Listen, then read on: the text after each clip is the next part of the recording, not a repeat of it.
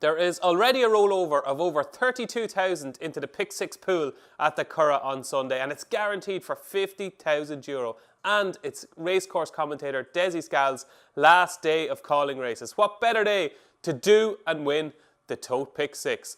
Leg 1 is a 6-furlong maiden, and Aidan O'Brien could hold the key here. The fact that Ryan Moore has chosen to ride Firefly is a real indication that that is the number 1 from the Ballydoyle stable. But also worth including in your coupons is number 9, Mona Lisa Smile with Dunnach on board. Could be quite useful, judging by breeding.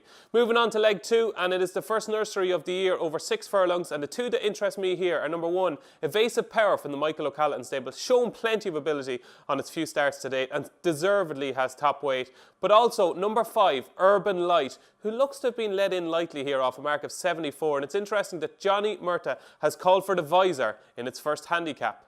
Moving on to the 255, and this is the Sapphire Stakes, a sprint, and what a sprint it has been over the years with some top-notch winners.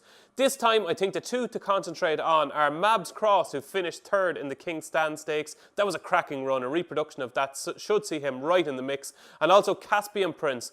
What an lovable old servant Caspian Prince has been, just touched off in a big handicap on his last visit to the Curragh. Already rated 114, so rated £4 higher than Mabs Cross. Champion jockey Colin Keane is booked, so I think the two to concentrate on are the two British Raiders, Caspian Prince and Mabs Cross.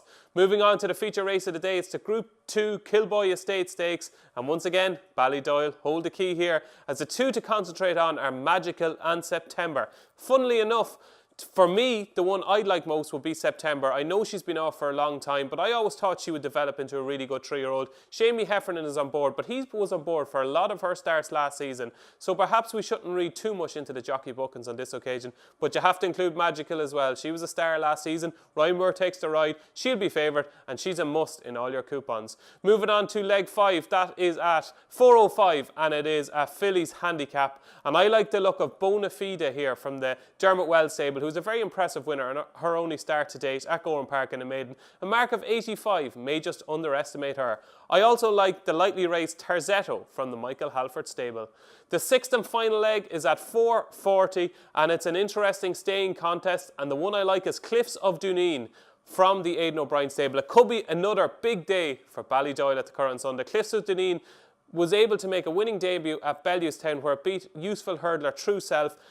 Just got up late there when True Self looked to be doing enough, but there's surely more to come. Ryan Moore rides for the first time, and I think Cliffs of Duneen, number 3 on your race card, is a banker in the 6th and final leg of your Pick 6 coupons.